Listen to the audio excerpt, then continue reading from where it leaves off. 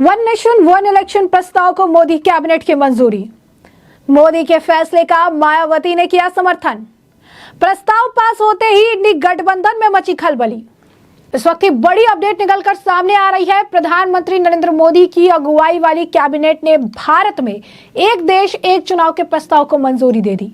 इसे लेकर मोदी कैबिनेट ने आज बैठक की थी और बैठक में देश में एक साथ चुनाव कराने के प्रस्ताव को मंजूरी दी गई है। पूर्व राष्ट्रपति रामनाथ कोविंद की अगुवाई में बनी समिति ने 62 राजनीतिक पार्टियों से संपर्क किया था, जिसमें से 32 ने एक देश एक चुनाव का समर्थन किया, जबकि 15 पार्टियां इसके विरोध में थी।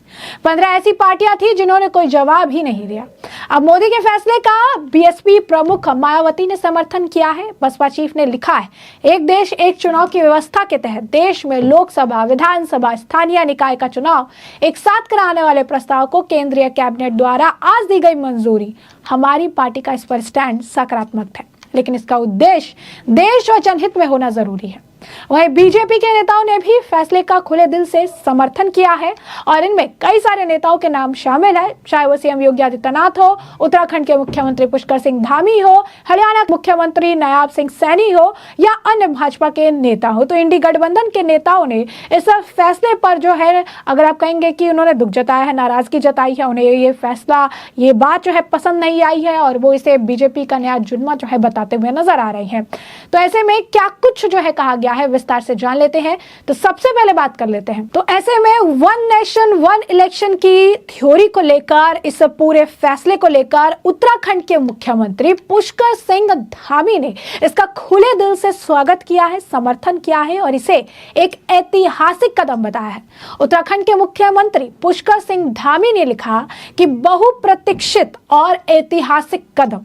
वो आगे लिखते हैं कि आदरणीय प्रधानमंत्री श्री नरेंद्र मोदी जी के कुशल नेतृत्व में भारतीय लोकतंत्र को और अधिक सशक्त और प्रभावी बनाने की दिशा में एक देश एक चुनाव के प्रस्ताव को केंद्रीय मंत्रिमंडल द्वारा स्वीकृत किया जाना स्वागत योग्य निर्णय है। उन्होंने आगे लिखा, एक राष्ट्र एक चुनाव से चुनावों के दौरान खर्च होने वाले सरकारी धन और समय की बचत होगी और इसका उपयोग शिक्षा, स्वास्थ्य और बुनियादी ढांचे जैसे विकास कार्यों में अधिक प्रभावी ढंग से किया जा सकेगा। वहीं आपको बता दें कि इस फैसले को लेकर जो है बीजेपी के नेता गिरिराज सिंह का भी बयान सामने आया है। क्या कुछ कह रहे हैं केंद्रीय मंत्री गिरिराज सिंह, जरा सुनिए। One nation one election, Narendra Modi ji शुरू से ही इसके पक्ष थे।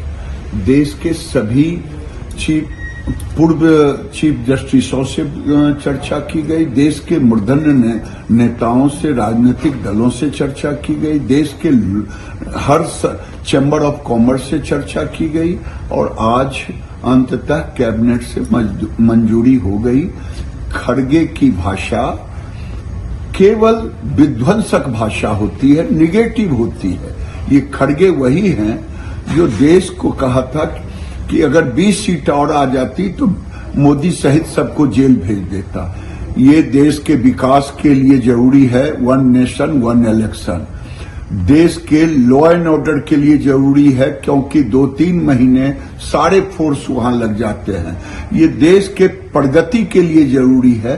और 1967 के पहले तो खड़गे बताएं ना, राहुल बताएं कि एक देश एक इलेक्शन होता था कि नहीं होता था, उसमें कौन सा नुकसान था? क्यों नहीं नेहरू समय इसको रोक दिया था?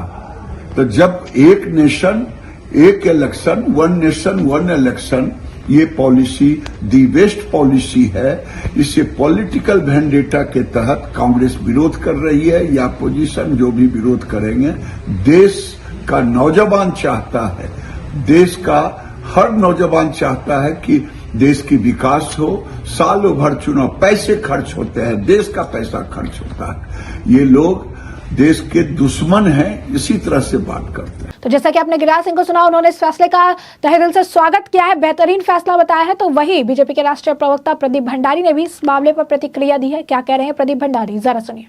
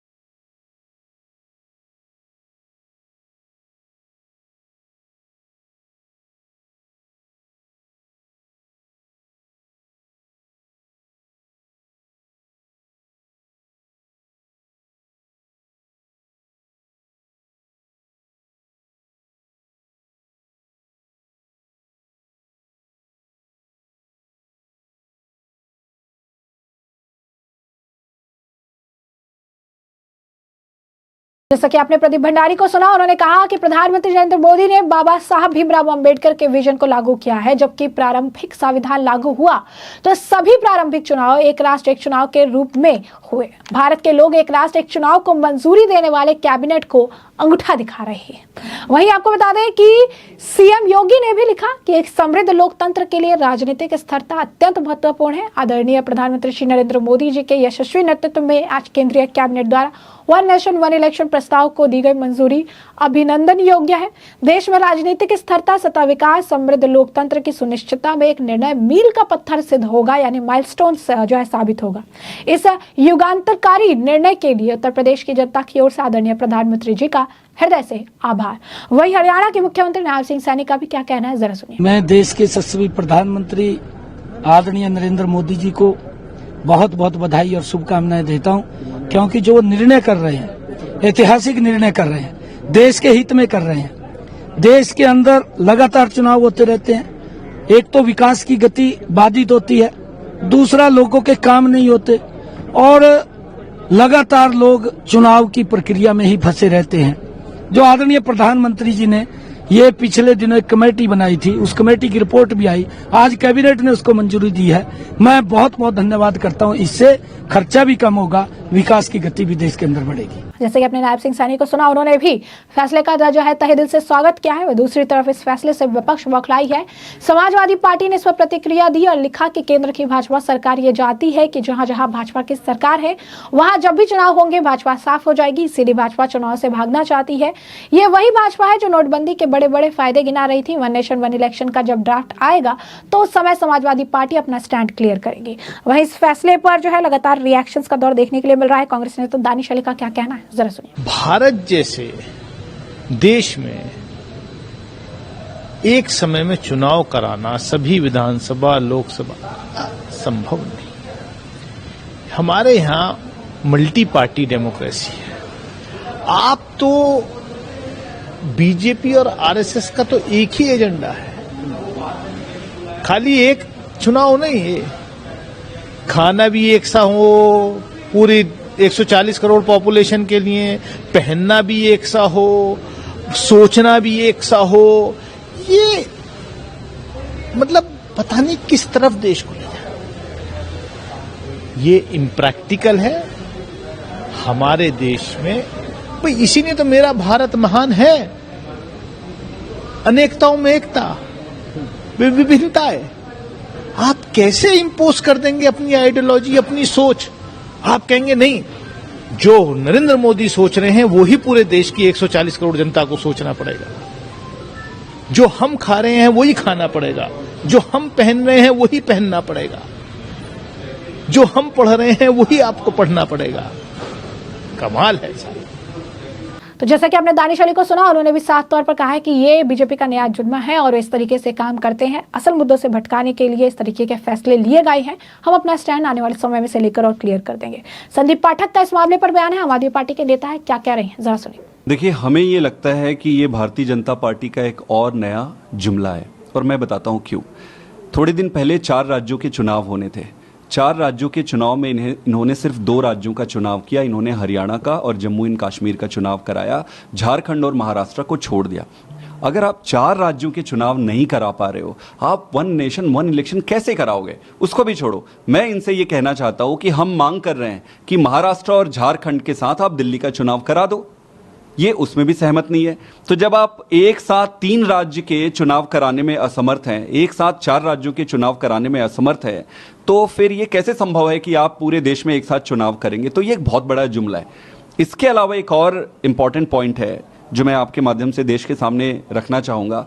क्या होगा अगर बीच में कोई सरकार गिर जाती है? अगर 5 साल के कार्यकाल में 2.5 साल में कोई सरकार गिर जाती है, तो क्या 2.5 साल फिर राष्ट्रपति शासन लगेगा वहां पे? और 2.5 साल राष्ट्रपति शासन लगेगा तो क्या बीजेपी ये सोच रही है कि वो फिर राष्ट्रपति शासन के थ्रू अपनी मनमर्जी, एलजी के माध्यम से अपनी मनमर्जी चलाएंगे? एलजी के माध्यम से कई सारे डेमोक्रेटिकली इलेक्टेड गवर्नमेंट्स को और राज्यों को डिस्टेबलाइज करने का काम बीजेपी ऑलरेडी कर रही है। तो क्या ये इनका एक सिनिस्टर प्लान है कि ऐसे करके राज्यों को डिस्टेबलाइज किया जाए? मेरा यह मानना है कि भारतीय जनता पार्टी का एक वैसा ही जुमला है जैसे किसानों के लिए कानून बिना किसानों से डिस्कस किए लेकर आए, डीमोनेटाइजेशन बिना एक्सपर्ट से डिस्कस किए लाए, जैसे कोरोना में ये थाली बजवाए, ये वैसे ही एक नया जुमला है, इसका कोई कुछ होना जाना नहीं। तो जैसा कि आपने संदीप पाठक को सुना, उन्होंने भी इस मामले पर जो है अपनी प्रतिक्रिया दी और ये कहा है कि आम आदमी पार्टी इसका कभी समर्थन नहीं करेगी और जिस तरीके से ये फैसला लिया गया है सिर्फ बीजेपी अपने लिए कर ले रही है, अपने लिए कर रही है।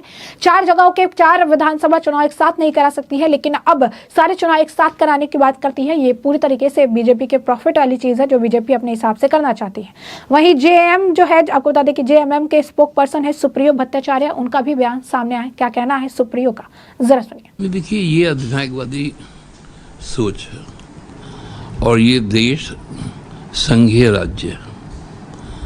यहाँ संघों की एक जो केंद्र सरकार वो संघों के बीच में वितरित है। उस जगह में इस प्रकार की सोच कहीं ना कहीं हम लोगों को जो साम्राज्यवादी जो सोच है उस ओर ले जा रहा है। तो इसका ये संभव भी नहीं है और वास्तविक नहीं है, क्योंकि हमारे यहाँ पर पंचायती राज भी है जहाँ त्रिस्तरीय चुनाव होता है लोकल लेवल पर।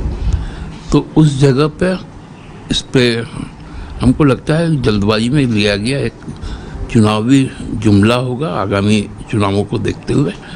ये संभव नहीं है, क्योंकि यदि 27 और 28 में जिन राज्यों का चुनाव अभी ड्यू है वहाँ पर क्या होगा?